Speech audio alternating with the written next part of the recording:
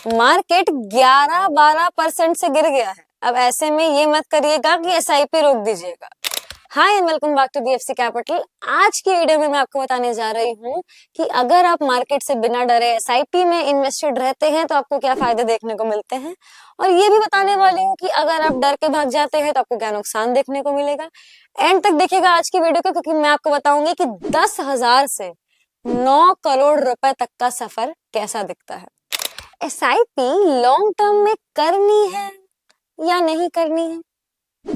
करनी ही करनी है। एसआईपी लॉन्ग टर्म में करनी ही करनी है। बट अगर आप एसआईपी लॉन्ग टर्म में करते हैं तो कितने लंबे समय तक करनी है और क्या आपको उसका रिजल्ट मिलेगा, ये मैं आपको डेटा से समझाती हूँ। अब मार्केट में होने वाले उतार चढ़ाव से कैसे आप अपने आप को अलग रख सकते हैं, उतार से भी चढ़ाव से भी कैसे अपने आप को अलग रख सकते हैं और कैसे इसका फायदा उठा सकते हैं, ये मैं आपको डेटा की मदद से समझाऊंगी। आइए डेटा देख लेते हैं। लेट्स सपोज एक इन्वेस्टर है मिस्टर ए। उन्होंने 10,000 रुपए की एसआईपी स्टार्ट करी निपॉन इंडिया ग्रोथ फंड में 1 जनवरी 2000 को। 2 जनवरी 2002 को उनका इन्वेस्टमेंट अमाउंट था 2.5 लाख, जिसकी करंट वैल्यू हो गई थी 2,08,310 रुपए। अच्छा, अब आप मुझे एक बात बताइए कि अगर आप इस इन्वेस्टर की जगह होते, यानी मिस्टर ए की जगह होते, तो आप क्या करते? मैं बताती हूँ। आप तुरंत के तुरंत पैसा निकाल लेते। क्यों? क्योंकि भैया लगाए थे 2.5 लाख, हो गए 2 लाख। इन्वेस्टमेंट जो था वो तो मेरा घट गया, 2.5 लाख का 2.5 लाख भी नहीं हुआ। तो सबसे पहले तो आप उस इंसान को कोसते जिसने आपसे इस फंड में पैसा लगवाया था। उसके बाद आप तुरंत अपना पैसा निकालते। क्या घंटा अच्छी है एसआईपी? कहाँ अच्छी है, मेरा तो पैसा कम हो गया। बट चलिए मान लेते हैं आपने उस समय मेरा वीडियो देखा होता और आपने सोचा होता कि नहीं, SIP is meant for long term, तो चलो थोड़ी देर लगा के देख लेते हैं, लॉन्ग टर्म में पैसा लगा के देख लेते हैं क्या रिजल्ट मिलता है। तो उसके बाद जो आपको रिजल्ट मिलता वो ये होता। उसके 5 साल बाद 1 दिसंबर 2005 को आपने लगाए होते 7,20,000, आपका कॉर्पस हो जाता 35,64,528 रुपए। अच्छा, अब बताइए, अब अगर मिस्टर ए की जगह होते तो आप क्या करते? मैं बताऊं, आप इस सिनेरियो में भी पैसा निकाल लेते हैं। क्यों? भैया 7 लाख से 35 लाख हो गया है, मार्केट गिर गया तो। बट चलिए मान लेते हैं फिर से कि आपने मेरा वीडियो देखा था, उसमें मैंने एक चीज समझाई थी आपको कि एसआईपी से पैसा तभी विड्रॉ करना है जब जरूरत हो। तो आपने कहा कि यार अभी तो मुझे कुछ खास जरूरत है नहीं, तो इसको लगे रहने देते हैं, और आपने उस एसआईपी को बढ़ते रहने दिया। तो इसके बाद क्या होता है, डेटा से समझते हैं। अब क्या हुआ कि आपने लगाए थे 9,70,000 रुपए 1 जनवरी 2008 को, बट आपका कॉर्पस हो गया लगभग 1 करोड़ रुपए का, विच इज ह्यूज। बट 2008 में ग्लोबल फाइनेंशियल क्राइसिस की वजह से मार्केट दोबारा करेक्ट हुई और आपका जो कॉर्पस था वो आधे से भी कम हो गया, यानी 42 लाख रुपए ही रह गया।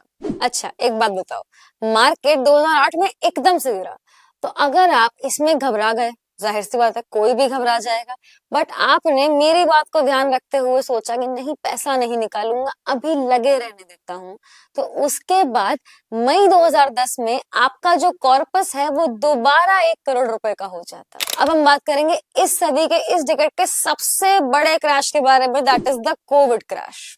तो कोविड से पहले यानी 3 फरवरी 2020 को आपका कॉर्पस था करीब 2 करोड़ 43 लाख रुपीस का, बट कोविड के जस्ट बाद यानी 1 महीने बाद 1 अप्रैल 2020 को ही आपका कॉर्पस हो जाता है 1 करोड़ 94 लाख रुपए। यानी जस्ट 1 महीने में ही 90 लाख का डिफरेंस आ गया आपके इन्वेस्टमेंट में। लेकिन आप डरे नहीं, आपने पैसा नहीं निकाला, तो सेम ईयर दिसंबर में ही आपका कॉर्पस हो जाता है 3 करोड़ 17 लाख रुपए में। और आज के डेट में यानी 2024 में 4 नवंबर 2024 के अकॉर्डिंग आपका जो इन्वेस्टमेंट अमाउंट होता वो होता 29,90,000 और आपको जो कॉर्पस होता वो होता 9 करोड़ 70 लाख रुपए के करीब। यानी 10,000 रुपए लगाए और एसआईपी को लंबे समय तक लॉन्ग टर्म में चलने दिया, तो यही 10,000 रुपए आज की डेट में 4 नवंबर 2024 के अकॉर्डिंग 9 करोड़ 70 लाख रुपए बन गए। अच्छा, अब मुझे एक बात बताओ, 2008 में जब मार्केट 40% गिरा था तब आपने पैसा नहीं निकाला, तो आज जब 10% गिरा है तब आप क्यों इतनी टेंशन ले रहे हो? क्यों निकालना है पैसे? मत निकालो एसआईपी से, पैसा लगाए रखो। तो एसआईपी में पैसा लगाने का सही समय क्या है? अभी है, पैसा है, सरप्लस है, तुरंत लगा दो। निकालने का समय क्या है?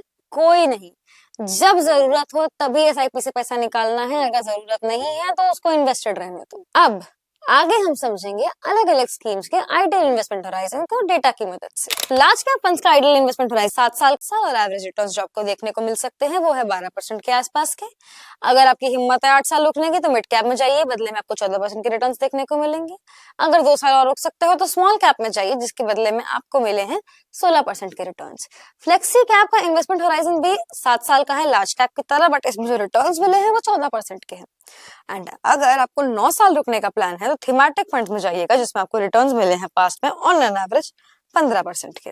अच्छा, एक बात ध्यान दीजिएगा, ये आइडियल इन्वेस्टमेंट होराइजन है, यानी अगर आप लार्ज कैप में इन्वेस्ट कर रहे हैं तो आपका आइडियल इन्वेस्टमेंट होराइजन होना चाहिए 7 साल का। मतलब 7 साल तो आपको करना ही करना है invest to reap optimum returns. But इसका मतलब ये नहीं है कि लार्ज कैप में लगाया 7 साल हो गया पैसा निकाल लिया। एसआईपी से पैसा तभी निकालना है जब आपको उस पैसे की जरूरत हो। नहीं है जरूरत, लगाए रखो। अच्छा, मेरी वीडियो देख के अगर आपका अब मन बन गया है कि अब मैं एसआईपी लॉन्ग टर्म के लिए करूंगा ही करूंगा, तो बस ये जानना बाकी है कि कौन सी स्कीम में करूं। अब हर इंसान का जवाब इसके लिए अलग अलग होता है। तो if you want to find out the perfectly suitable scheme for you, drop your details in the comment section below and our team will be happy to reach out to you with the perfectly tailored scheme suggestions.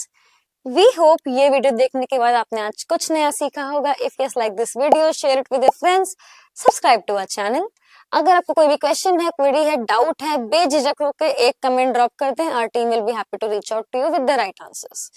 जल्द मिलेंगे एक और video के साथ। Press the bell icon for instant updates.